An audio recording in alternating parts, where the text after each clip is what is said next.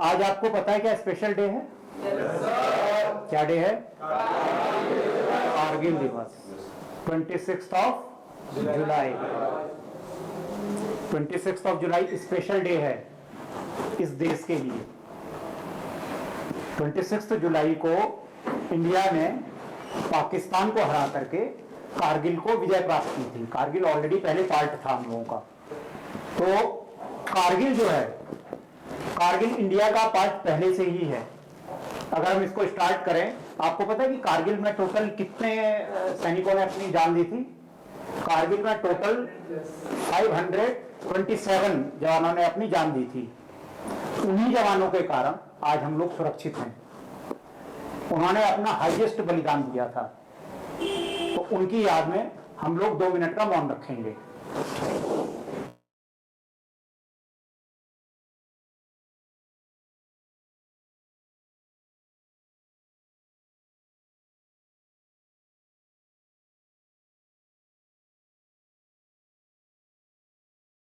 कारगिल के वीर शहीद अमर रहें। कारगिल के वीर शहीद अमर रहें। कारगिल के वीर शहीद अमर रहें। कारगिल के वीर शहीद। कारगिल भारत के लिए क्यों इंपॉर्टेंट है? आपका तो शायद तब तक जन्म भी नहीं हुआ होगा। 1999 में 1999 में ये युद्ध लड़ाया गया था। ठीक है, तो कारगिल का जो कारगिल है, कारगिल और सियाचिन दो ऐसी जगह हैं जो कि भारत के लिए बहुत ही ज्यादा इंपॉर्टेंट है। अगर एक रफ मैप देखें तो ये एक लाइन जाती है, लाइन ऑफ कंट्रोल। ये लाइन ऑफ कंट्रोल है, इसके विषय में मैं आपको बताऊंगा। ये भारत और पाकिस्तान की सीमा के बीच में है लाइन ऑफ कंट्रोल, जिसे नियंत्रण रेखा कहा जाता है। ये पूरा जो पार्ट है, ये पूरा जो पार्ट है, ये है पाकिस्तान का। ये पाकिस्तान का पार्ट है। ठीक है, इस तरफ आपका अफगानिस्तान आ जाता है।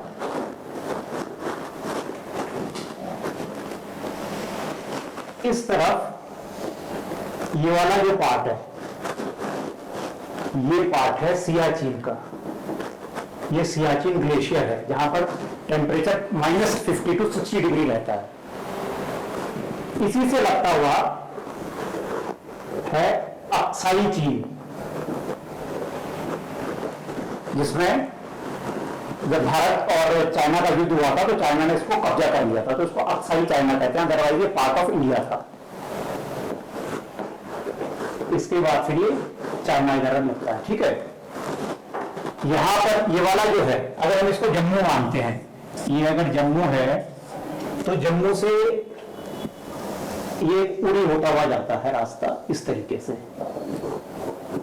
ये उड़ी, यहां पर द्रास सेक्टर है, यहां पर कारगिल है। ये कारगिल हो गया। ठीक है, ये आपका श्रीनगर आ गया। श्रीनगर जानते हैं क्या है? जम्मू कश्मीर की राजधानी। ये किधर से रास्ता आता है और ये लद्दाख है। ठीक है, ये लद्दाख वाला पार्ट है।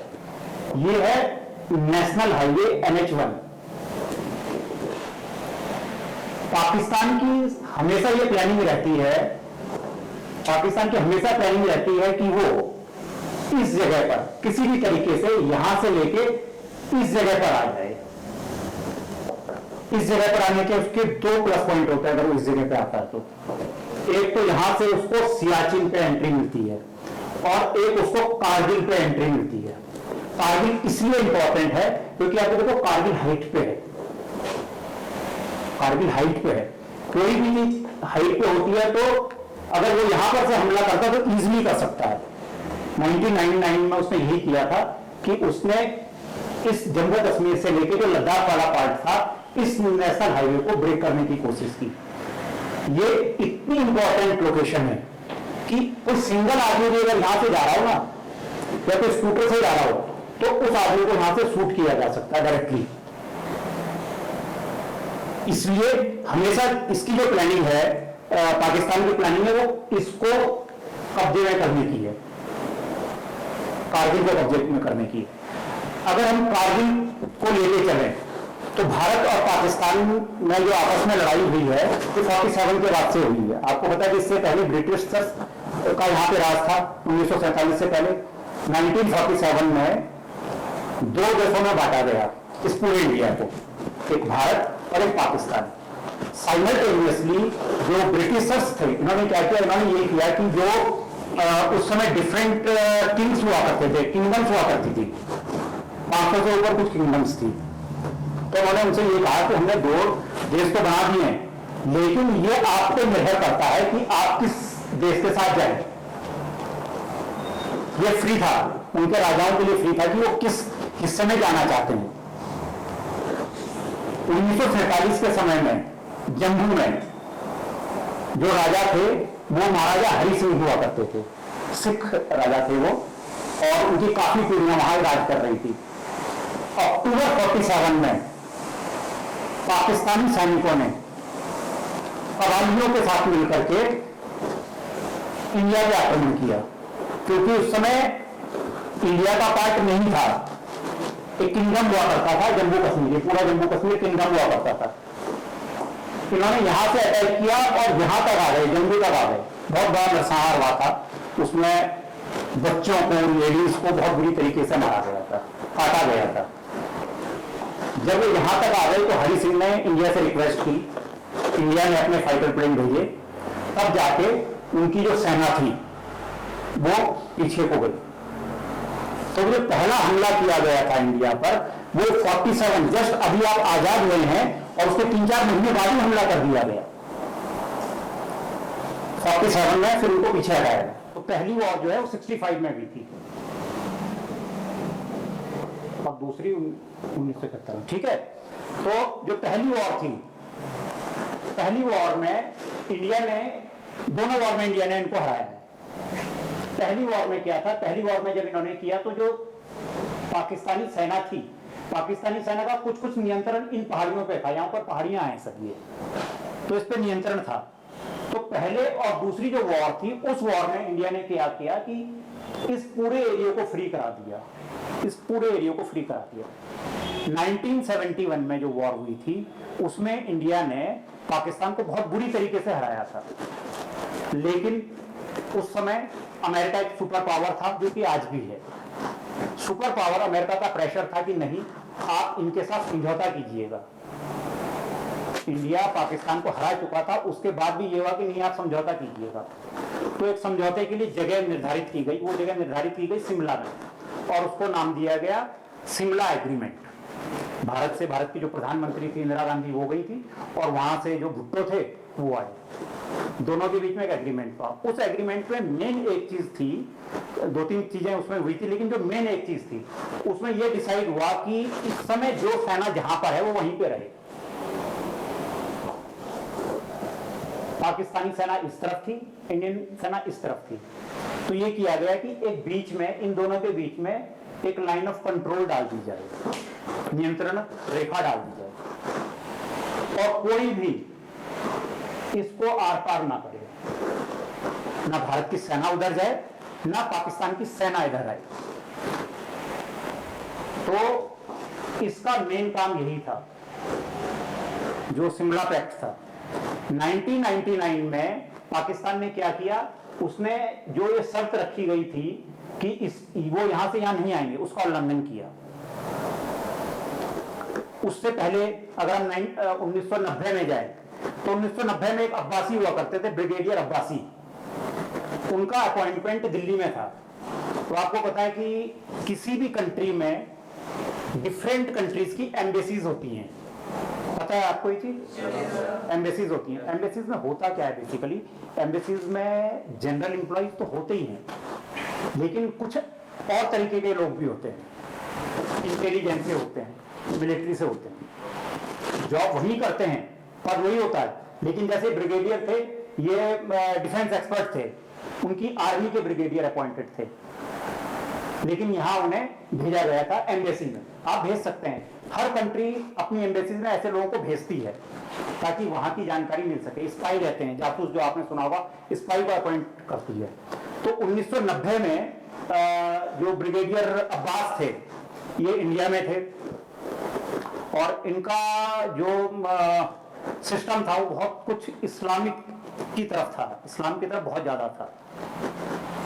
1990 में इन्हें, आप डबल एजेंट जानते हैं क्या होता है? जानते हैं डबल एजेंट क्या चीज होती है? क्या चीज होती है? जो दोनों तरफ काम करता है। जो स्पाई ऐसा होता है कि जो भारत के लिए भी काम करेगा और पाकिस्तान के लिए भी काम करेगा। इनकी एक डबल एजेंट से बात चल रही थी पहाड़गंज में।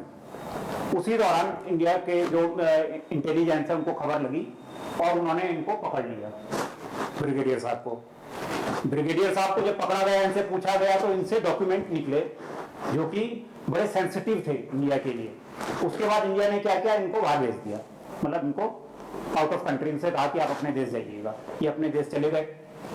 क्योंकि इन्होंने भारत में इस तरीके का काम किया था तो ये पाकिस्तान के लिए बहुत अच्छी बात थी।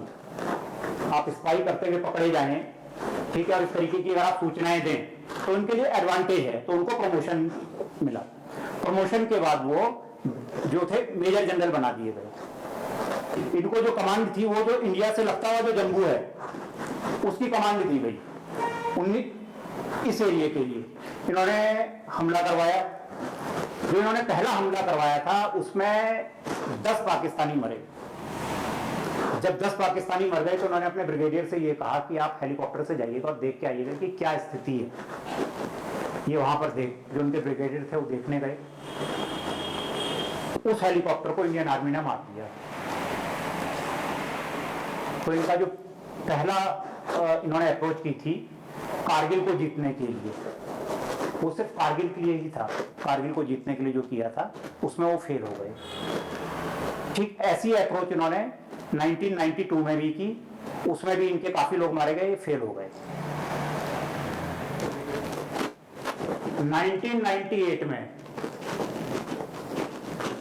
बीजेपी की गवर्नमेंट थी और बीजेपी की गवर्नमेंट का हमेशा से ये रहा है कि जब कभी हम सत्ता में आएंगे तो हम परमाणु बम बनाएंगे, एटम बम बनाएंगे।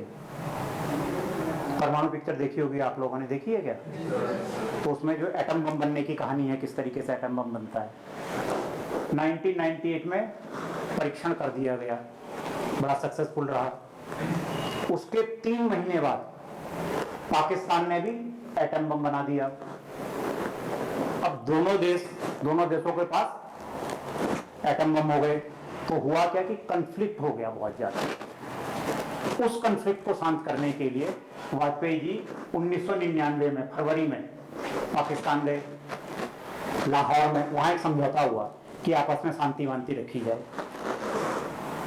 लेकिन 1998 में ही वहां मुशर्रफ जो आर्मी चीफ थे वो कू करके प्रेसिडेंट बन गए। मुशर्रफ ने 1998 में ही कारगिल में अटैक करने के लिए आदेश दे दिया, जबकि 1900 फरवरी में आप इंडियन प्राइम मिनिस्टर से बात कर रहे हैं, ठीक है, और 3 महीने पहले आप एक ये आदेश दे चुके हैं कि कारगिल पे हमला किया जाए। इसकी जो ऑफिशियल डेट है कारगिल युद्ध की, जो कहते हैं कारगिल युद्ध की जो ऑफिशियल डेट है वो 3 मई को कहते हैं। 3 मई 3 मई इसलिए कहा जाता है कि 3 मई को हुआ क्या कि पहाड़ों पे चरवाहे होते हैं जो अपनी गाय को, भैंस को, या वहां याक होते हैं, याक को घुमाते हैं। तो एक चरवाहा था, उसका याक जो था वो खो गया था। तो उस अपने याक को ढूंढने के लिए गया पहाड़ों पे। तो उसने कुछ ऐसी एक्टिविटी देखी टॉप पे, उसे अपना याक तो मिल गया, लेकिन उसने कुछ ऐसी एक्टिविटी लगी कि उसे ऐसा लगा कि यार ये इंडियन सोल्जर तो नहीं है, ये पाकिस्तानी सोल्जर है। उसने आके जो उस एरिया के चीफ थे उनको बताया।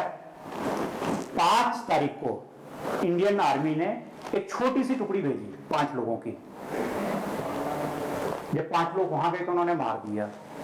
क्या रीजन है? देखो, आप इस हाइट पे बैठे हुए हो, ठीक है, अब यहां से कोई भी जाएगा, उनकी पूरी नजर है, किसी भी तरफ से आप चले जाइए। उन्होंने 5 लोगों को मार दिया, ठीक है।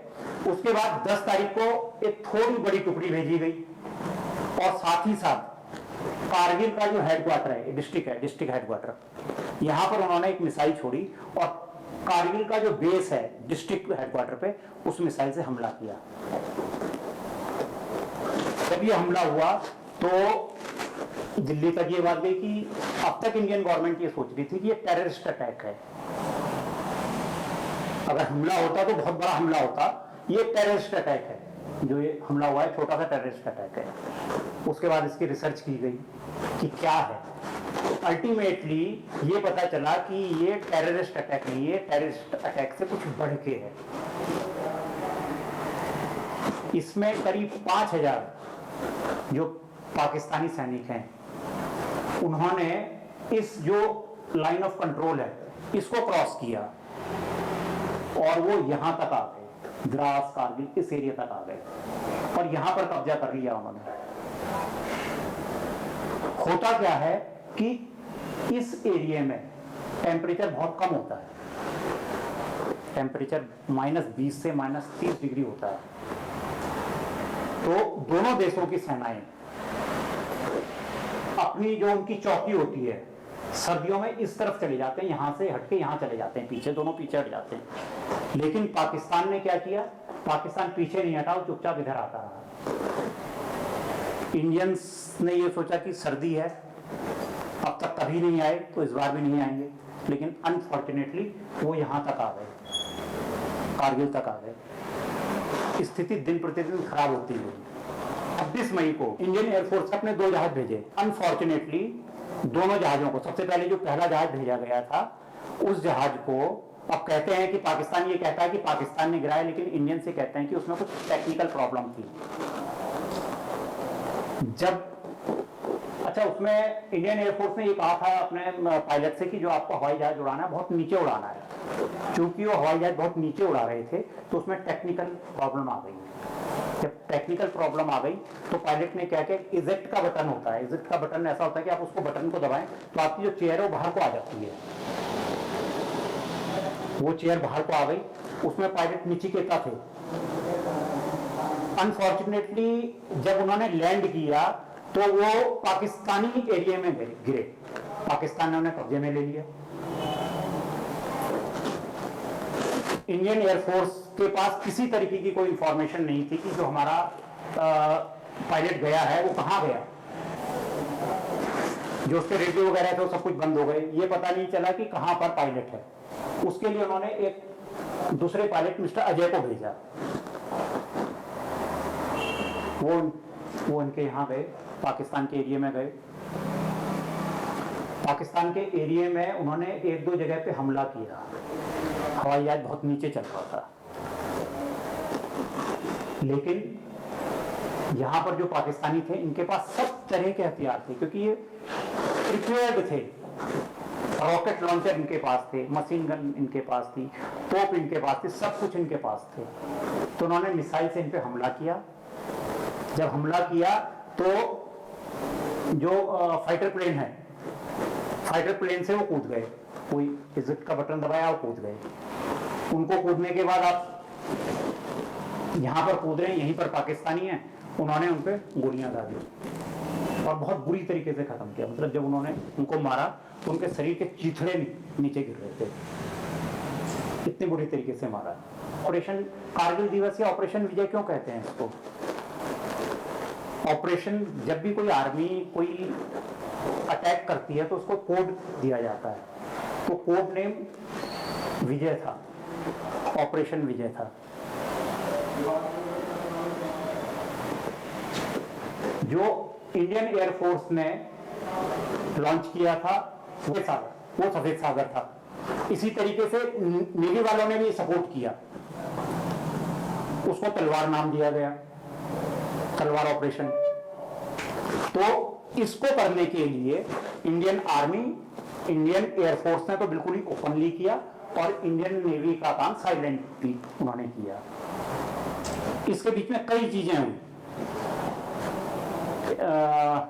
पाकिस्तान ने इंटरनेशनल लेवल पे फ्रांस से हेल्प मांगी, चाइना से हेल्प मांगी, अमेरिका से हेल्प मांगी, लेकिन इंडिया ने क्या कहा? इंडिया ने ये कहा कि हमने अटैक नहीं किया, ये अटैक डायरेक्टली पाकिस्तान की तरफ से हुआ है। लेकिन पाकिस्तान इस चीज को नहीं कह रहा था, पाकिस्तान कह रहा था हमने कोई अटैक नहीं किया। तो इंडिया ने जनरल मुशर्रफ की एक आवाज को इंटरसेप्ट किया था, जिसमें उन्होंने चाइना से बात करते हुए एक्सेप्ट किया था कि हाँ हमारे 5000 लोग इंडियन एरिया में गए हैं। तो उस आवाज को इंडिया ने पब्लिसाइज किया था, उस रिकॉर्डिंग को इंडिया ने पब्लिसाइज किया था कि नहीं ये हम पे अटैक है। उसके बाद जो डिफरेंट कंट्रीज थी उनका इंडिया के ऊपर प्रेशर नहीं था, अदरवाइज ये प्रेशर था कि आप इस युद्ध को मत कीजिएगा, खत्म कीजिएगा, आप इतनी इंपॉर्टेंट लोकेशन पे हैं, आप ये नहीं चाहेंगे कि आप यहां से हट जाएं। तो 26 तारीख को, 26 जुलाई को ये युद्ध खत्म हुआ। इस युद्ध में जो परमवीर चक्र मिले, आपको पता होगा कौन कौन किस किस को मिला परमवीर चक्र? कैप्टन विक्रम बत्रा को मिला है, और captain Vikram Batra JNK rifles के थे। युद्ध में जाने से पहले कहा था मैं या तो तिरंगा लेके लौटूंगा या तिरंगे में लिपट के लौटूंगा। इनको मरणोपरांत परमवीर चक्र मिला था। इसी तरह से लेफ्टिनेंट मनोज पांडे, जानते हैं आप? उनके बारे में पिक्चर नहीं बनी इसलिए इतना नहीं पता होगा आपको। He was very young. उनका जब SSB इंटरव्यू हुआ था तो SSB इंटरव्यू में उनसे पूछा गया था कि why do you want to join Indian army. He said कि मुझे परमवीर चक्र चाहिए, इसलिए मैं इंडियन आर्मी में जाना चाहता हूँ। इन दोनों को मरणोपरांत, मरने के बाद परमवीर चक्र मिला था। जीते जी किसे परमवीर चक्र मिला था? वो थे योगेंद्र यादव, ग्रेनेडियर योगेंद्र यादव, उनको जीते जी। टोटल इसमें 527 जवान शहीद हुए थे और करीब 1300 सैनिक घायल हुए थे। ये अंत के दिनों में, लास्ट जब इसका था तो इतना खतरनाक हो गया था कि कहते हैं कि लास्ट के दिन जब भारत ने इस पे फाइनल कब्जा किया था तो 9000 गोला हो गया, बारूद हो गया, रॉकेट लॉन्चर हो गया, एक दिन में दागे थे। इंडियन आर्मी ने फाइनल कर लिया था कि अभी नहीं तो कभी नहीं। लास्ट के दिन 9000 गोले, बारूद और रॉकेट लॉन्चर दागे गए थे, जो कि कहते हैं कि सेकेंड वर्ल्ड वॉर के बाद सबसे ज्यादा एक दिन में किसी एक सेना ने दूसरी सेना पे दागे। और टोटल युद्ध को अगर काउंट करें तो इसमें 2.5 लाख, 2,50,000 गोला बारूद और जो आपका ग्रेनेड है या रॉकेट लॉन्चर है वो दागे गए थे। तो हमें जो आजादी मिलती है वो इतनी आसानी से नहीं मिलती है। हम लोग जो यहाँ पर बैठे हुए हैं, आपस में बात कर रहे हैं, इसके पीछे हमारे वीर सैनिकों का ही काम है। आज वो वहां पर लड़ रहे हैं, आज वो वहां पर खड़े हैं, इसलिए हम यहाँ पे हैं। इसलिए हर सैनिक की आपको रेस्पेक्ट करनी चाहिए। आप अपनी फैमिली मेंबर से कहिए, आप अपने पेरेंट्स से कहिएगा, आप अपने यार दोस्तों से कहिएगा कि सैनिक का काम बिल्कुल डिफरेंट होता है। तो आप लोगों का क्या रिगार्ड है सेना के लिए? सर आर्मी है तो हम, आर्मी है तो हम हैं, बिल्कुल सही कहा। और वी फॉर विक्ट्री।